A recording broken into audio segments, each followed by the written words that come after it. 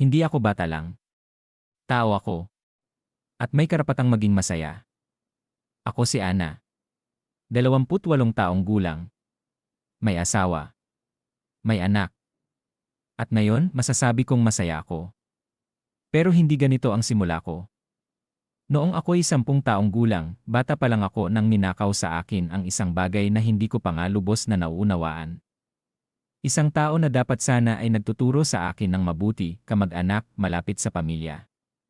Pero sa isang madilim na gabi, habang ang lahat ay tulog, pinasok niya ang kwarto ko. At doon, nawala ang pagkabata ko. Ayokong ipaliwanag ng detalyado kung paano. Ang mahalaga lang, wala akong nagawa. Ang sigaw ko, itinago ko. Ang luha ko, pinunasan ko mag-isa.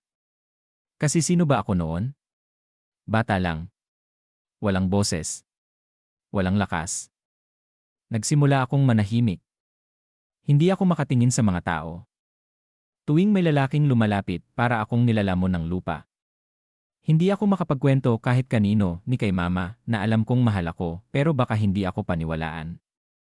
Lumaki akong takot. Takot sa gabi. Takot sa bisita. Takot sa pagmamahal. Sa high school, may mga nagkakagusto sa akin, pero hindi ko kaya.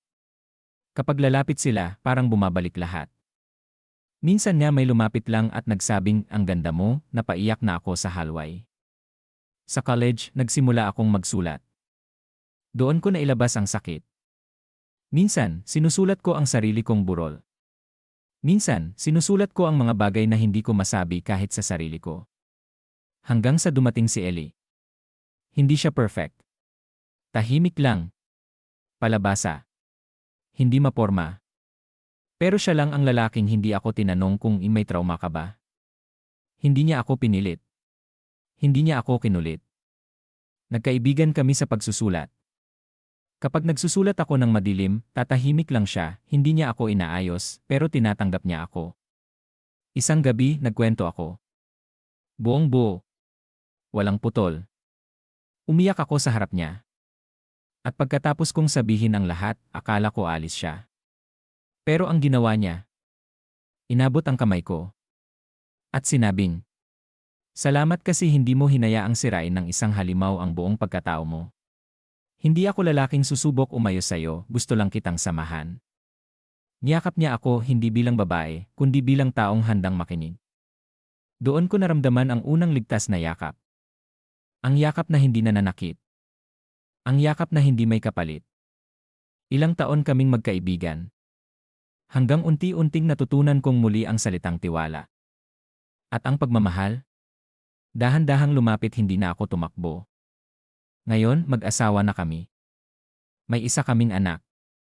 At tuwing gabi, kapag tinitignan ko ang maliit na nilalang na natutulog sa tabi namin, sinasabi ko sa sarili ko. Hindi ako nasira. Hindi ako tinapos ng trauma. Isa akong muling nabuo.